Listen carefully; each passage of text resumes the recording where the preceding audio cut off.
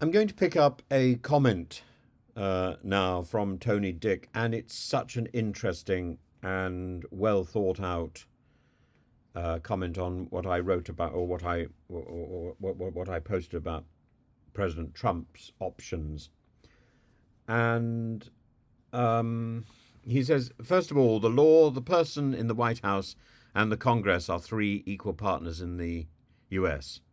This belief that the law trumps everything, no pun intended, is false. Laws can and are changed, absolutely.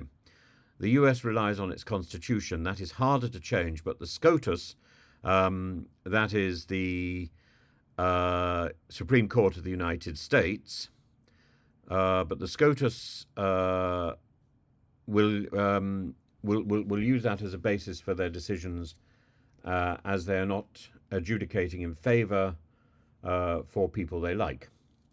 I don't see how the recent SCOTUS ruling affects the so-called hush money trial, because I don't see much presidential involvement. But the point is that word much. There is some. However, I can see why the decision might cause a delay while the judge and the various attorneys analyse the situation prior to proceeding. We need to look at the bigger picture. This is not just about Trump. This is about all US presidents, both past and future. When the crimes of previous presidents are investigated, there will now not be any discussion about whether presidents are liable or not. We now know that if they acted personally rather than presidentially, so the business dealings of Joe Biden, so when they're investigated, along with all the shell companies he created to deal with China and Ukraine, the law will know what to do. I don't think that's so clear. The same applies to Obama, when a large proportion of the US uranium production was sold off to their biggest enemy.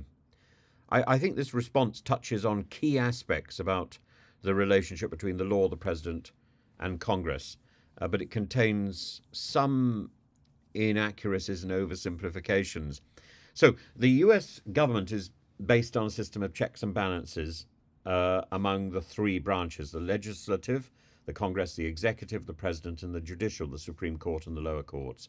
And these branches are designed to be co-equal, each with its own distinct powers and responsibilities. Laws can indeed be changed, but the process involves the Congress, which writes and passes the laws, the president, who can veto or sign them into law, and the judiciary, which interprets the laws and can strike them down if they regard them as unconstitutional. The US Constitution is the supreme law of the land and is more challenging to amend, requiring considerable consensus, 2/3 of both houses of Congress and 3/4 of the states.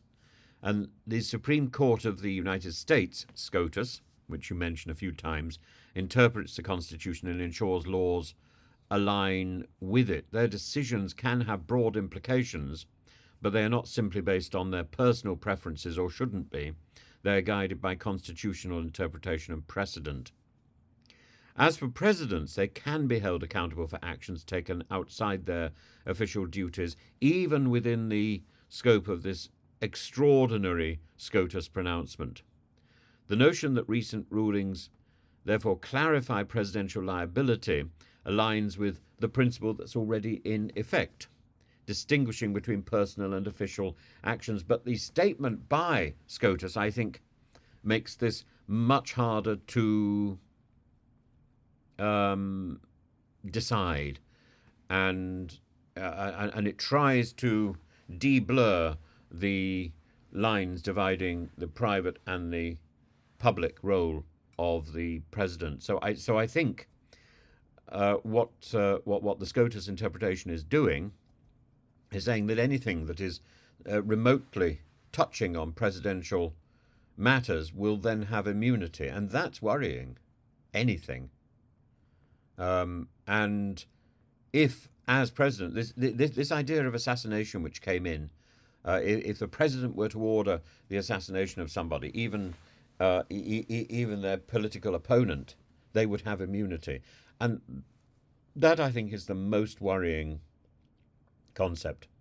As for the comment on the hush money trial and the other presidential actions, that requires context. Each case is unique, and depends on the specifics of the allegations and the legal framework in place. And what this pronouncement has done is to adjust that framework in the middle of the process or at the end of the process. So effectively, it dislodges the foundations on which the hush money case was actually conducted. So it could jettison the entire case. That is the that is the striking wobble that's in contention. As for speculations about Joe Biden's business dealings or Obama's uranium decisions, they would require a little more evidence and legal proceedings to substantiate these claims, and it's it's important to approach these with a commitment to due process, to factual accuracy. But I really enjoy the mudslinging here, and I enjoy the commentary. So keep it up, please. You know, even if some of that mud is thrown at me, I think if it's thrown beautifully, it's to be praised rather than ducked. It's critical to understand the nuance in legal and political matters, and oversimplifications, which is effectively what SCOTUS has done,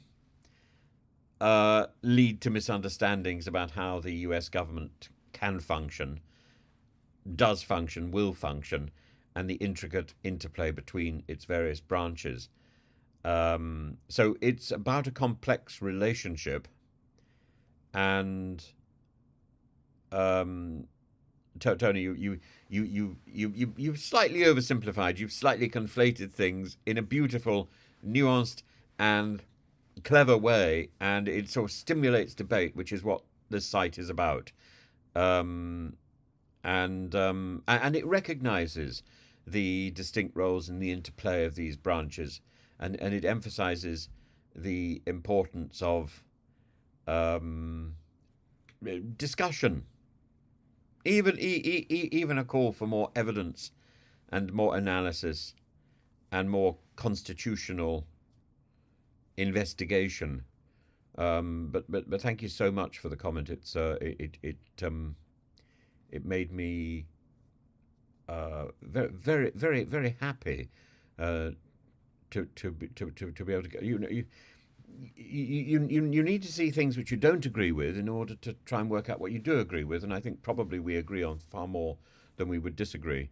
And thank you for the thank you for the quite lengthy comment, which and for the time you took to look at my video and to draft that response. So thanks enormously, and please keep these responses coming.